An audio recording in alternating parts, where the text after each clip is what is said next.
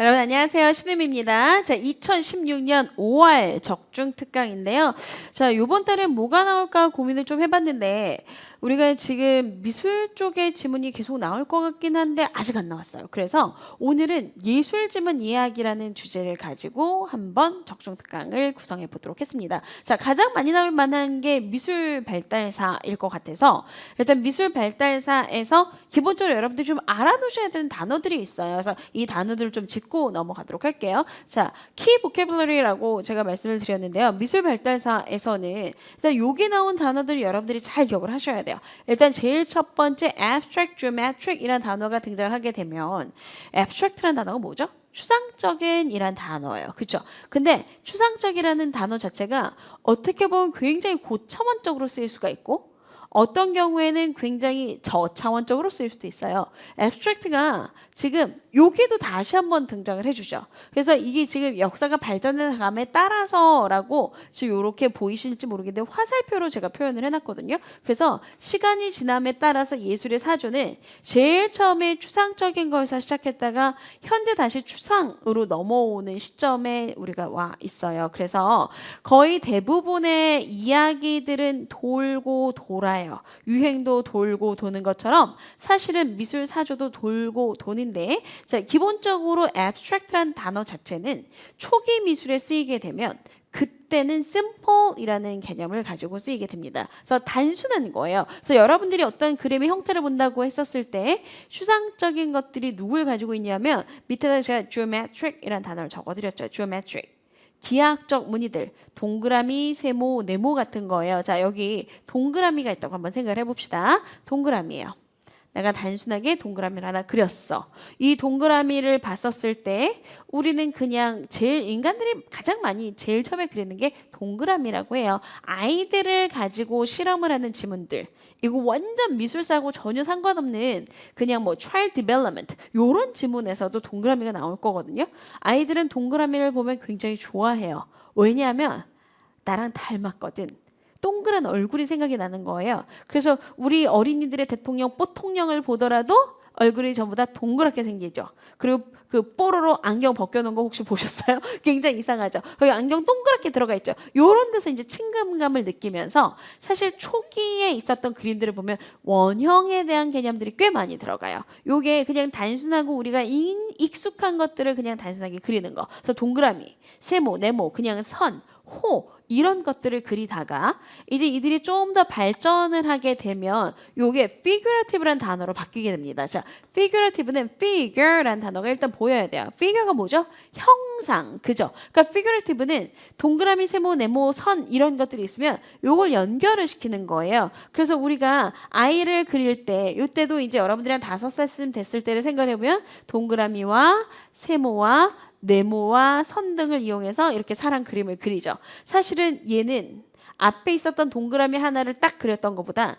상당히 발전된 형태의 그림이라는 거예요. 그래서 나중에 여러분들이 이제 미술사 지문들을 보다가 보면 이 피규어를 그리는 그림들을 보통 figurative라고 설명을 하는데 simple figurative라고 설명을 하는 경우들이 많이 있어요. 왜냐하면 처음부터 복잡한 그림을 그릴 수는 없을 테니까. 그럼에도 불구하고 나중에 여러분들이 지문을 읽다가 문제를 풀다가 보면 여기 안에 무슨 단어가 붙을 거냐면 컴플렉스한 이미지라는 얘기가 등장을 해줄 수가 있어요.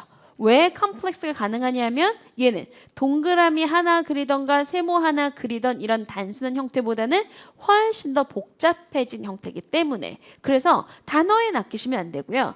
일단 figurative라는 성질이 등장해주게 되면 얘는 complex야. complex가 복잡한 이란 뜻도 있지만 다른 단어로 바꿔주게 되면 developed, 발전된 이란 단어로 바뀔 수도 있거든요. 그래서 abstract라는 단어를 가지고 simple의 개념으로 잡았다고 하지만 figurative에서 아무리 단순한 형태의 simple figurative가 들어가도 이때는 simple로 받아주는 게 아니라 complex라는 단어로 형상화 시킬 수 있어야 된다. 이걸 기억을 하셔야 되고요. 자, 이런 것들이 주로 어디서 나타나는 거냐면 동굴벽화 등이나 이런 데서 등장을 해주면서 이제 어떤 단순한 형태가 좀 더 복잡해지는 형태로 등장을 해주고 이런 식의 그림들이 계속 지속이 되고 뭐 많이 그려봤자 얼굴을 그린다던가 신의 형상을 그리는 게 일반적이었어요. 그렇게 가다가 쭉 지나서 한 15세기 정도가 되게 되면 이때 가서 랜드스케이프 페인팅이 등장을 해주게 돼요. 자, 랜드스케이프는 랜드스케이프는 뭘 말해주는 거냐면 그죠? 풍경을 그리는 거예요.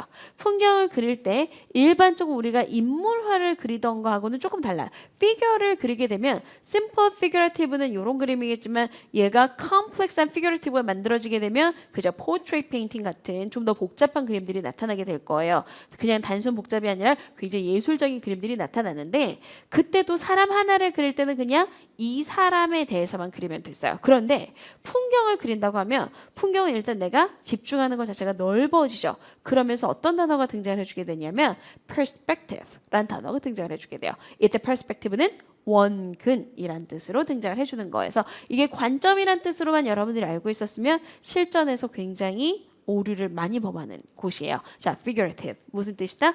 distance를 나타냅니다. distance를 나타낸다는 것 자체가 왜 15세기에 왔느냐는 제가 좀 이따가 다시 한번 설명을 드리겠지만 자, 여러분들 이제 이게 미술 발달사지만 사실은 역사의 한 부분이에요. 그죠? 역사는요. 우리가 가장 기초적으로 동굴에서 살던 사람들이 이집트라든가 요런 그 문명들을 만들면서 살고 있었어요. 그러다가 그리스가 한번 나오고 나중에 제가 다시 한번 설명드릴 거예요. 그리고 나오다가 중세라는 암흑기가 펼쳐지는데 중세 암흑기는 신권 중심의 사회예요. 신권 중심이니까 누가 가운데 있냐면 신이 중심에 있죠. 그러니까 그림을 그려도 신을 중심으로 그림을 그리는데 이제 랜드스케이프로 들어가려면 우리가 더 이상 신에 관심이 없는 거예요. 그러면 나는 풍경을 쳐다봐요. 이렇게 되면서 신이 나를 바라보는 관점에서 이제 내가 중심이 돼서 밖을 바라보는 관점으로 사람들 인식이 변화하게 돼요. 그래서 세상을 들여다보았더니 예전에는 신만 크게 보였거든요. 근데 내가 나를 중심으로 이제 멀리를 이렇게 쭉 보는 거예요. 여러분들 만약에 지금 동영상 잠깐 멈추고 밖에 나가서 창문 밖을 한번 봐보세요. 내 중심으로 보게 되면 멀리 있는 건 작게 보이고 가까이 있는 건 크게 보이죠. 그래서 이 perspective라는 단어는 랜드스케이프 페인팅이 15세기 즉 이제 르네상스가 시작되면서 인간 중심으로 돌아오면서 생겨나기 시작한 게 바로 이 원근법 이라는 거예요. 그래서 perspective는 관점이라는 생각만 가지고 있으면 안 되고 거리를 나타내주는 무슨 법이다? 원근에 대한 개념이 등장을 해주는구나. 그래서 15세기 이후로 원근이라는 개념이 등장을 해주고 그리고 난 다음에 20세기 쪽으로 넘어오게 되면 다시 한번 추상이라는 개념이 등장을 해주는데 이때 이 추상의 개념은 앞에서 얘기하고 있었던 그냥 동그라미만 그리던 그런 수준은 아니에요. 피카소가 그림을 그렸는데 그림을 어떻게 그렸냐 봤더니 여자 얼굴을 측면으로도 그려놓고 정면으로도 그려놓고 이러면서 입체적으로 막 그리죠. 이런 것들이 하면서 이 사람이 뭘 사용하냐면 원기둥, 동그라미 이런 것들을 다시 가져다 쓴단 말이에요. 그래서 이거 자체는 하나의 심볼, 어떤 상징적인 의미를 가지고 있는 거. 아니면 그냥 우리나라의 태극기를 가만 생각해 볼까? 태극기가 그냥 동그라미에다가 물결 하나 친 것처럼 보이지만 우리는 이걸 가지고 높은 쪽은 하늘이고 아래쪽은 땅이고 빨간색은 뭘 의미하고를 전부 다 정해주고 있죠. 이런 게 이제 상징으로 들어가게 되면서 사실상 예전에 있었던 그림에도 혹시 상징이 있지 않았을까? 이런 단순한 abstract한 피겨에 상징이 있지 않았을까? 이 생각을 가지고 가만히 동그라미를 다시 한번 쳐다볼까요? 저 앞쪽에 있었던 동그라미 그냥 아까는 그냥 사람 얼굴처럼 생긴 동그라미야 라고 보였지만 내가 배가 고플 때 동그라미를 쳐다보게 되면 나는 빵이 생각이 나고 내가 뭔가 돈이 궁할 때 동그라미를 쳐다보면 돈이 생각이 날 수도 있고 아니면 내가 사랑에 빠져서 동그라미를 쳐다보면 그의 얼굴이 떠오를 수도 있단 말이에요. 그죠? 그래서 이런 것들이 이제 다시 한번 추상이라는 개념과 상징이란 개념으로 바뀌어 나갈 수가 있다. 이런 것들이 이제 지문에서 나오는 큰 개념들입니다. 그래서 기본적으로 이런 단어들은 좀 기억을 하셔야 되고요. 제가 미술 발달사라고 제목을 잡았으니까 연결을 좀 시켜드려 볼게요. 자, 원시미술이에요. 원시미술이 있으면 크게 이제 두 가지가 시험에 많이 나왔었던 소재라서 제가 보여드리는데 지금 왼쪽에 보이는 게 뭐냐면 고대 동굴벽화, 라스코에서 발견됐던 동굴벽화예요. 동굴벽화의 가장 큰 특성은 뭐가 보이냐면 동물이 보여요. 동물의 움직임이 굉장히 활발하게 나타나서 굉장히 원시 사람들이 하기에는 너무나 대단한 정도의 피규러티브한 그림을 보이고 있어요. 그리고 움직임까지 막 보이고 있습니다. 그래서 얘들이 어떻게 이렇게 그림을 잘 그렸지? 그래서 이 그림을 그린 목적을 사람들이 생각을 해보게 돼요. 그래서 그림을 그렸던 목적이 나는 동물을 잡고 싶어. 잡고 싶기 때문에 내가 사냥감을 잡으려면 사냥감의 움직임을 파악해야지 잡을 거 아니에요. 그죠? 여러분들 제가 여러분들한테 맨날 해드리는 게 뭐예요? 시험 문제가 어떻게 나오는지 분석을 해드리는 거잖아요. 사냥꾼은 사냥감이 어떤 행동을 하는지를 잘 분석해야 돼요. 그래서 그런 움직임들을 그리다 보니까 굉장히 생동감 있는 그림이 그려졌어. 이런 것들 같이 봐주는 거. 혹은 이들이 뭐 제사를 지내기 위해서 그림을 그렸어. 그래서 이게 이제 제사하고 연결이 되게 되면 그림이 이렇게 현실적인 그림보다는 좀 사람이 이렇게 길게 늘어져 있는 그림이 나온다던가 이런 것들은 뭐라고 얘기를 해주냐면 사람들이 약간 어떤 그 주술적인 거랑 연결되기 때문에 과거의 사람들이 주술 제사를 지내기 위해서 약간 트랜스라고 해주는 이런 상태에 빠지게 돼요. 꿈과 현실의 그 사이에 있는 비몽사몽한 약간 약취한 상태 이런 형태를 말해주는데 그런 어떤 최면이 걸린 상태 이런 상태에서 사물을 보면 사물이 길게 보인대요. 저는 그런 적이 없어서 얘가 정말 길게 보이는지 제가 확인해 드릴 수는 없지만 지문에 따르자면 사람이 길게 보인대요. 그래서 길게 나타나는 형상 이런 것들을 가지고 주술적인 용도로 최면 상태에서 그림을 그린 것 같아. 뭐 이런 것들도 지문에 등장하긴 합니다. 자, 그 다음에 오른쪽에 보시면 오른쪽 그림 굉장히 정교하게 패턴이 만들어져 있는데 보니까 여기 동그라미가 굉장히 많이 있네요. 이거는 aboriginal. 일반적으로 aboriginal은 원시의라고 해석이 되긴 하지만 주로 호주 원주민들을 그냥 가리킬 때 the aborigines 이렇게 받아줘요. 그래서 호주 원주민들의 그림이에요. 그래서 호주 원주민들의 그림을 가지고 이들이 이런 패턴을 그려놓은 걸 보니까 이런 패턴의 그림이 있었던 건 굉장히 오래된 그림일 거야. 이런 얘기가 막 제시가 되다가 아니야. 그렇지만 사실상 이게 어떤 상징적 의미를 가질 수도 있잖아. 만약에 얘가 어떤 상징적 의미를 갖는다면 그 의미 자체가 중요하기 때문에 피규러티브 같은 그림을 그리고 난 한참 이후인 근대에도 이런 그림을 그릴 수 있을 거야 라고 해서 예술의 순서를 잡아줄 때는 주로 상징성이라는 개념으로 보게 되면 좀 더 근대로 넘어와서 조금 이 그림에 대한 개념을 좀 더 강화를 시켜줄 때 그런 얘기들이 등장해 주게 됩니다. 그래서 원시민들은 일반적으로 주술이나 상징적 의미를 가지고 있다라는 게 여러분들 지문에 주로 등장해 주는 포인트고요. 자, 그 다음에 두 번째는 이제 이렇게 동굴에 살던 사람들 원시적인 사람들이 국가를 이루고 살기 시작해요. 그게 이집트가 가장 초기 문명으로 등장해 주면서 이집트 딱 하면 여러분들 지금 보여지는 여러 가지 뭐 스핑크스라든가 아니면 저런 이 이집트 동굴 벽화 같은 것들이 보여질 건데 이집트에 있었던 것들은 사실 굉장히 정형화돼 있어요. 여러분들 뭐 어디에서 그 뮤지엄에서 뭐 전시회 하고 이러면 이집트 대전 가시면 이집트는 대전이 없어도 이집트 작품을 딱 보면 포인트가 딱 보이죠. 굉장히 독특한 특성을 가지고 있는데 일반적으로 이집트 미술의 가장 큰 특성을 보시면요. 엄격한 규칙성을 따르고 있다. 얘가 가장 큰 특성이에요. strict rule이에요. 엄격한 룰이 있어. 그걸 잘 따르고 있는데 그래서 그림을 딱 봐도 얘가 이집트 미술을 한눈에 다 볼 수 있어요. 주로 사람들이 어떤 형태로 그려지냐면 요 사람만 가지고도 그림의 시험에 나온 적이 있었어요. 이 사람을 가지고 보니까 자 얼굴은 지금 살짝 측면으로 돌렸죠.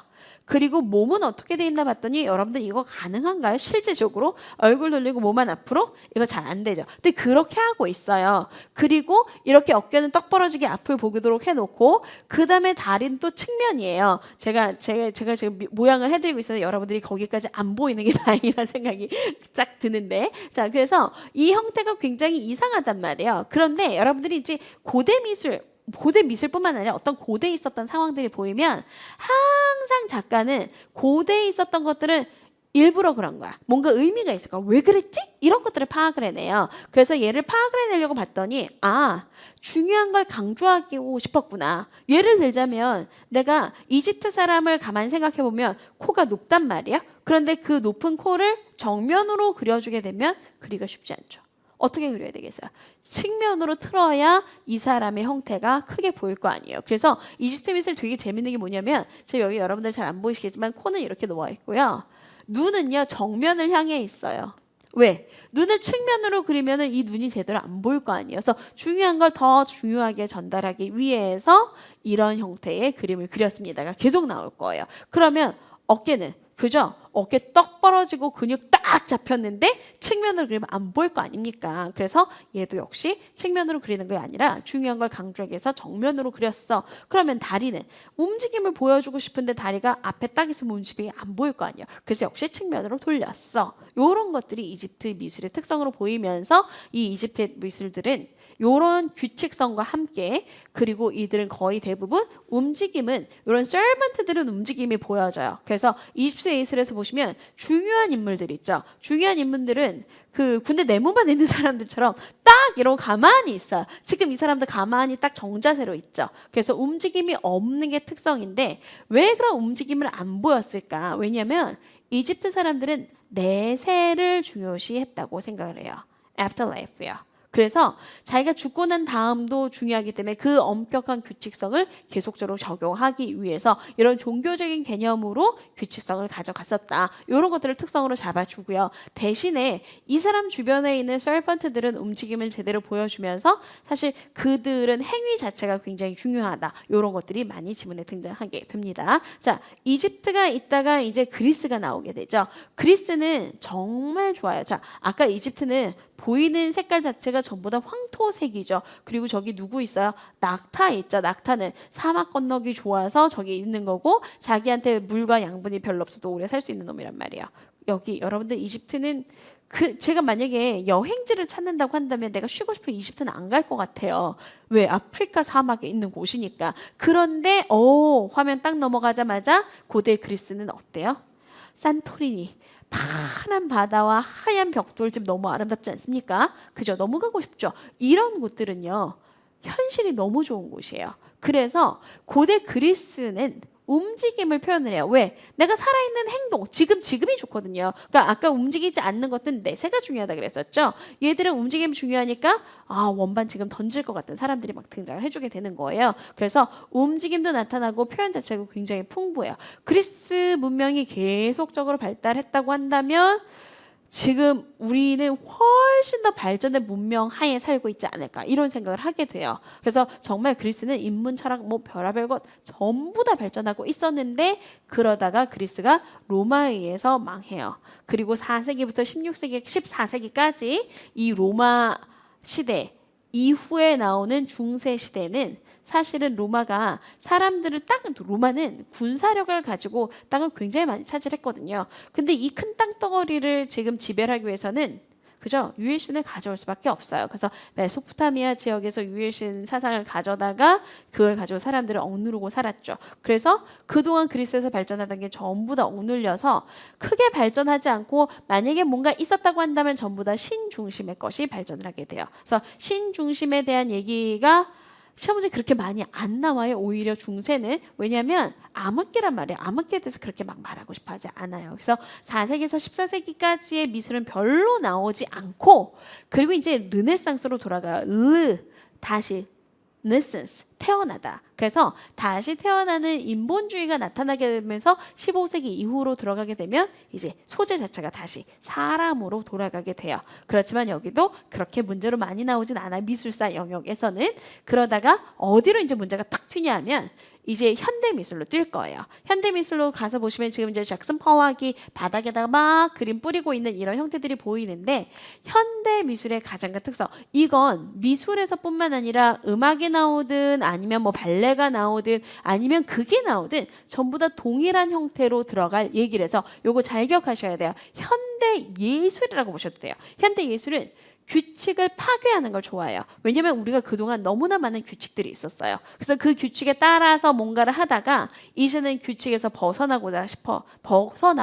그래서 뭐 다다이즘 뭐 이런 거 등장해주면 이거 싫어, 저거 싫어, 다 싫다고 해요. 그래서 뭐 바닥에다 그림을 그리는데 그림을 그리는 목적이 비가 오면 씻겨 내려가게 하려고 뭐 이런 거예요. 그래서 우리가 만약에 다다이즘 주의였다고 한다면 내가 공부를 너 토플 공부 왜 하니? 그러면 난 시험을 안 치려고? 뭐 시험을 왜 치니? 그러면 점수 찢어버리려고? 막 이런 식으로 일단 정말 주어진 거에 대해서 되게 많이 반대를 해줘요. 그게 현대 미술의 특성으로 현대 예술의 특성으로 나올 거예요. 그래서 만약에 현대 음악이 등장을 해주게 되면 지금까지 있었던 뭐 박자가 정확하게 들어가는 거에서 엇박자를 이용한다던가 발레가 나오게 된다고 한다면 발레도 규정화된 발레를 가져가는 게 아니라 이 원래 있었던 규칙에서 탈피하는 것들을 쓸 거야. 이런 것들이 현대 쪽으로 들어가면 전부 다 규칙 파괴에 대한 정보가 등장을 해주게 됩니다. 자, 그 다음에 일상에 대한 관찰. 예전에는 예술은 예술가의 것이었고요. 그리고 또 누구의 것이었냐면 예술은 예술가를 후원하는 사람들이 있죠. 귀족 문화였어요. 그래서 귀족이 자신을 위해서 뭔가를 부탁해서 그들이 그림을 그리고 했다고 한다면 이제는 귀족을 위한 게 아니에요. 일반 대중을 위한 거예요. 그래서 그림을 그리는 대상 자체가 commonplace item 으로 넘어가게 돼요. 그래서 일상에서 볼 수 있는 것들로 소재 자체도 넘어가게 되고, 그리고 해석 자체도 이제 자기가 예전에 예술가가 이게 뭐야 제목을 딱 주고 이게 뭐라고 나에게 권했다고 한다면 이제 요즘은 그게 아니라 독자일 거예요. 해석도 독자의 몫으로 돌아가게 돼요. 그래서 해석도 독자가 해줘서 이 독자 중심의 예술이 만들어지는 게 현대 미술뿐만 아니라 다른 예술 사조의 특성이기도 합니다. 그래서 요거 제가 다시 한번 이따가 정리해 드릴 거예요. 자, 그 다음에 두 번째로는 사진이 또한 굉장히 많이 나와요. 그래서 사진 발달사 단어를 간단하게 정리를 좀 해드릴게요. 카메라 obscura라는 개념이 등장해 주게 되는데요. 카메라 obscura는 연결해서 보실 단어는 reverse image예요. 근데 이 reverse가 그냥 거울 이미지처럼 mirror image라고 우리가 얘기를 해주는데, mirror 이미지 좌우가 바뀐 거라고 한다면 카메라 obscura라는 개념은 위아래가 바뀐 거에서 upside down으로 들어가는 이미지인데요. 이미지 보여드릴게요. 자, 카메라 obscura는요. 이렇게 통이 있어서 이 통에 거울하고 이미지를 이용해 주는 건데 이쪽 그림이 조금 더 보기 쉬울 것 같아요. 지금 여기 집이 있죠. 집에 여기다가 작은 구멍을 뚫은 거예요. 구멍이 갈수록 점점 커져요. 이 피노를 통해서 빛이 들어간단 말이에요. 그러면 빛이 여기서 비쳐요. 이렇게 빛이 비춰지면서 여기 있었던 이 성당 돔을 건너서 지나가게 되면 여기에 성당의 모습이 거꾸로, 성당의 꼭대기가 지금 여기 이렇게 보이는 거예요. 거꾸로 해서 상이 맺히게 됩니다. 그래서 카메라 obscura는 거꾸로 상이 맺히는 것이었는데, 가장 기본적으로 얘는 이제 예전에 여러분들 그냥 이 단어가 뭐예요라고 하면은 암상자, 암상자로 생각하시면 돼요. 그래서 이 상자 안에다가 작은 구멍을 뚫어서, 그래서 이 내가 그리고 싶은 그림의 상이 역으로 맺혀요. 그러면 그 그림을 보고 그걸 본따 가지고 그림을 그리잖아요. 요걸 예전에 화가들이 자신의 모델을 스케치할 때 굉장히 많이 쓰던 방식이에요. 그래서 왜냐면 내가 이렇게 여기지만 따라 그려놓고 싹 뒤집어서 그걸 그리면 되니까. 그래서 요게 가장 기본적으로 있었던 방식이라서 이미지를 뭐 저장할 수 있는 방식이 있긴 했었어요. 그렇지만 카메라 obscura만으로는 퍼머넌트한 형태를 주기가 되게 어려워요. 그래서 퍼머넌트한 형태로 이미지를 만들어내서 내가 이 그림이 지워지지 않도록 계속 유지할 수 있도록 가질 수 있는 것으로 등장해줬던 게 다게리오타입과 캘러타입이라는 거예요. 다게리오타입, 이 포토그래프는 현실적인 거야 이렇게 해서 제가 정리해드리는데, 사실 뭐 사진 자체가 지문에 나오는 건 아니고 여기까지가 등장을 해줄 거예요. 그래서 다게리오타입하고 캘러타입이 있는데요. 다게리오타입은 우리가 한국말로 말해주면 은판 인쇄술이라고 얘기를 해줘요. 그래서 이 판에다가 은을 입히고요. 동판 같은 데다 은을 입힌 다음에 여기다 화학 처리를 해요. 그리고 빛을 비춰주게 되면 여기 물질이 빛하고 화학적인 과정을 거쳐서 이미지의 상이 드러나는 거예요. 그런데 얘는 얘가 가지고 있었던 판 자체에 화학 물질이 처리가 돼서 판에다가 그림이 그려지는 거예요. 그렇기 때문에 이 그림 자체가 역상으로 맺히는 게 아니라 원래 내가 원했던 상하고 동일하게 맺히는데, 얘는 그런 걸 파저티브 이미지라고 얘기를 해줘요. 그래서 내가 원했던 방식하고 동일한 이미지가 맺혔다라고 해서 파저티브 이미지인데, 어디에 맺혔어요? 이 판 자체에 맺혔죠. 그래서 단 한 개의 이미지밖에 못 만들어내요. 그런데 사실은 여러분들 이런 사진 찍을 때 친구들이랑 다 같이 찍으면 우리는 요즘에 전화기로 그냥 쉐어를 하지만, 얘를 만약에 내가 퍼머넌트한 어떤 필름의 형태로 얘를 가지고 싶어요. 그러면 사진 그걸 여러 사람 수대로 찍어내고 싶죠. 그래서 여러 장을 만들고 싶단 말이야. 복제를 하고 싶어. 그럼 그걸 어떻게 했지? 여기로 넘어가는 이제 캘러타입이라는 게 만들어져요. 탈봇이라는 사람이 만들어준 건데, 이 캘러타입은 종이라는 걸 네거티브로 이용을 해요. 네거티브를 우리가 보통 음화라고 얘기를 하거든요. 음화?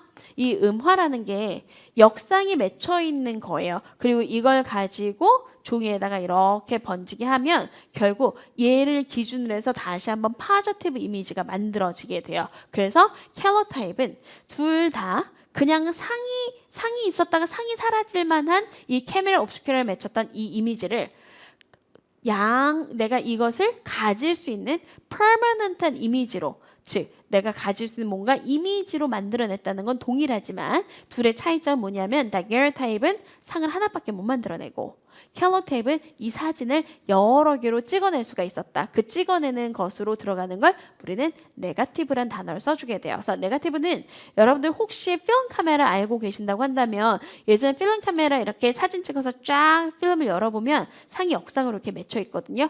그걸 그걸 네거티브로 해요. 그래서 그걸 들고 사진관에 가서 아저씨 여기 나온 사람 개수대로 뽑아주세요. 그럼 아저씨가 그걸 기계에 넣어서 뭐 6명 들었으면 6장을 뽑아주죠. 그게 네거티브에서 이 파저티브의 이미지를 만들어내기 위해서 역상의 상이 들어있는 걸 우리가 네거티브라고 얘기를 하는구나. 요 정도는 또한 기억을 하셔야 됩니다. 그래서 사진에 대한 얘기들은 이런 것들을 좀 기억을 하셨으면 좋겠고요. 자, 마지막으로 이제 현대 미술의 일반적 특성. 제가 앞에서 말씀드렸었지만 다시 한번 정리를 드릴게요.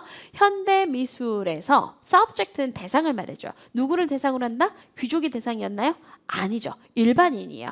우리가 지금 여러분들이 사진을 찍을 때 유명인만 찍는 건 아닌데 맨날 셀카 요즘에 셀피 엄청나게 찍어내죠. 저는 그 때는 넘어가긴 했는데 보니까 우리가 주로 찍어주는 거 저는 아직도 요건 되게 많이 해요. 자, mundane object를 찍어요. 여기 뒤쪽에 전부 다 subject니까 뭐 object, 대상이란 뜻으로 그래서 mundane object라고 해주게 되면 일상에 보여지는 아이템들을 말해줘요. 자, 저거 이제 발음 때문에 만약 헷갈려서 mundane이야 헷갈리면 저는 이렇게 외웠어요. 먼데이냐. 왜냐면 Monday, Tuesday 이런 가장 나의 일상에 제일 처음 외우는 Monday를 생각해가지고 이렇게 외웠거든요. 혹시 리스닝에 나오면 그렇게 기억을 좀 해주시고 commonplace 역시 일상의란 단어고요.